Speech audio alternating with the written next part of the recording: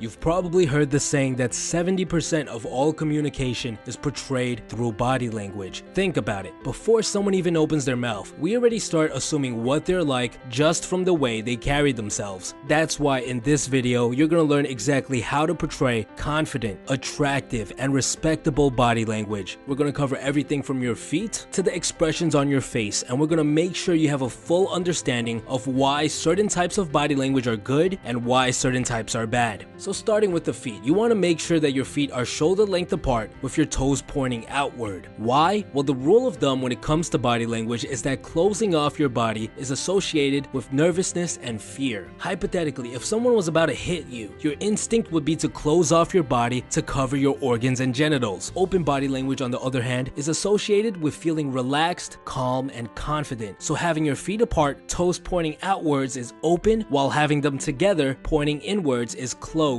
Moving on to your hands. Do not keep your hands in your pocket. Do not cross them. Do not have one hand holding the arm of the other hand. And if you're at a party, do not hold a drink covering your chest. All of these are forms of closed body language. So what should I be doing with my hands and arms instead? It's best to keep your hands at your sides, relaxed, even if you have a drink. If you're speaking with someone, you can use your hands to emphasize certain points. If you were to ask me to adjust one part of the body that would have the biggest influence on how people perceive you, it would have to be the chest. This is actually the area that people have problems with the most. A lot of us have what are called rounded shoulders. Our shoulders arc forward past the neck, largely due to our culture, which is increasingly dependent on computer usage. The ideal way to hold your chest is to have your chest outwards and your shoulders back, like in this image here. For those of you who have a posture problem due to years of computer usage, there are a lot of exercises out there that will help straighten your back and fix your shoulders. Moving on to the head, you should stand straight with your head in line with the rest of your body. Your head should be facing forward. You don't want to tilt it down as it seems too submissive, and you don't want to tilt it up too much as it seems too arrogant. The face is a large part of how people perceive you during interactions. There are two things that you'll want to focus on. The first is eye contact. Chances are, if you're watching this video, you're not making enough eye contact, especially if you're a male. Strong eye contact is a huge indicator for confidence. I'm sure you've met people who seem totally normal, but just could not maintain eye contact. This makes the interaction feel very uncomfortable, and they come off as very unconfident. The magic ratio you want to maintain is 80-20. You want to spend 80% of the time during a conversation making eye contact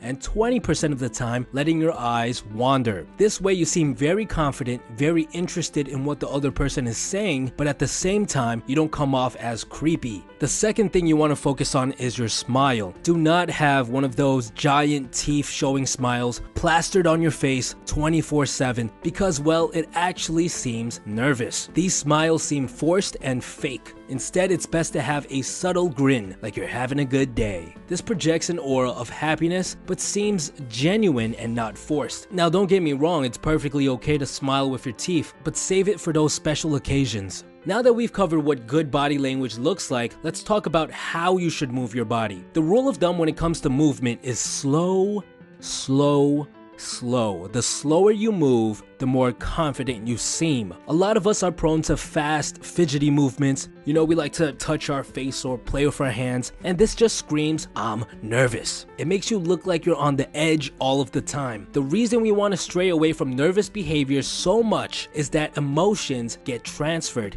If you're nervous, the people you're interacting with will feel uncomfortable as well. They feel as if something is wrong, and this hinders your overall likability. Well, how slow should we move? Honestly, you could move pretty slow without it looking weird. Just don't move too slow like you're in the Matrix. The last concept we're going to talk about is space. This relates a lot to the open and closed body language concept that we spoke about earlier. The more space you take up, the more comfortable and confident you seem. When you're at a desk, spread your belongings. Don't be afraid to have some space between your phone and your notebook. But don't be that guy who takes up 3 seats with his book bag and jacket. When you're sitting, don't be afraid to sit with your legs apart. Drape your arms on the chair next to you if it's empty. Do not be afraid to open up your body. And that's it. If you want to be perceived as more confident, look more attractive, and gain more respect, you just have to keep in mind these concepts. Stay away from closed body language, move slower, take up more space, and increase the amount of eye contact you make. By making these changes, I can 100% guarantee you'll see an improvement in your social interactions,